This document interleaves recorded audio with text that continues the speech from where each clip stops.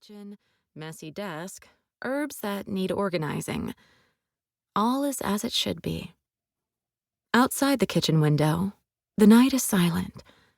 Up the hill from the cottage, Goodwin Manor looms against the night sky, glittering stars reflecting in its large windows. I moved out of my family's ancestral home a decade ago, out from under my mother's loving and ever-watchful eye. These days, the emptiness of the manor casts a surreal shadow on my childhood. Every day that passes, those younger years slip further away, never to return. And yet, the building that witnessed all those moments still stands, my memories echoing within its walls. Across from the hill, surrounding my cottage, is Ipswich Forest. The trees are frozen against the sky, not a single wisp of wind disturbing them, as if they are waiting for something. Witches all have our ways of fortune-telling. Miranda, my older sister, says the sea glass she collects from distant shores whispers to her. My younger sister, Celeste, divines from tarot cards and the movements of planets. As a hedge witch, premonitions come to me shrouded in the mist of dreams. But when I'm awake, I watch the forest. And tonight, with the trees in their silent vigil, the woods unnerve me. A few miles behind the tree line is a graveyard, the final resting place of every Goodwin mother for the past 400 years, including mine. I have not been to it since she was buried in June. Crash! I jump, a hand flying to my heart. The broom has fallen over again, its wooden handle pointing directly at my front door. "What are you trying to tell me, you pesky thing?" I ask, picking it up and placing it on the kitchen table. Perhaps the bristles have gone wonky? I should trim them tomorrow when I have a free moment. It's much too late to start another task now.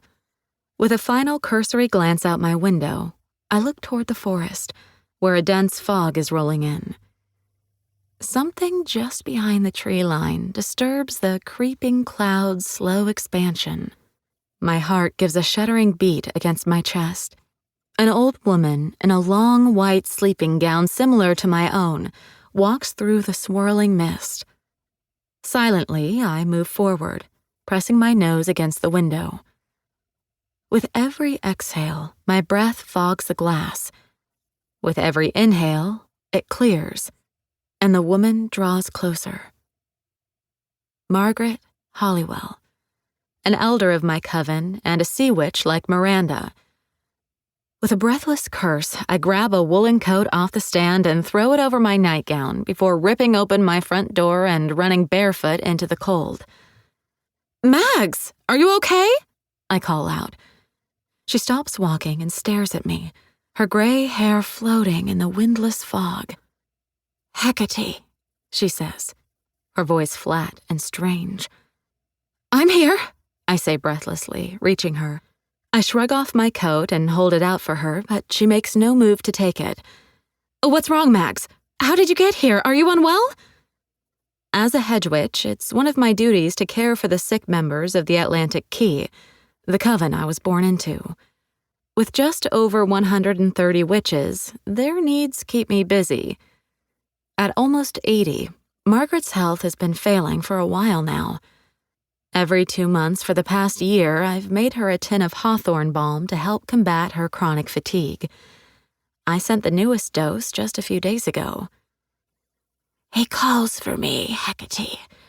I have to go," she whispers. My heart gives a pang. "It's okay, Mags. We'll get you home," I say gently. Her husband passed away a few years ago, and Margaret is at an age where past and present are starting to merge in her memory. She holds one of her wrinkled hands out to me. I hesitate. I so rarely touch people, finding more discomfort than solace in that level of closeness. Even my patients are used to my light-handed work.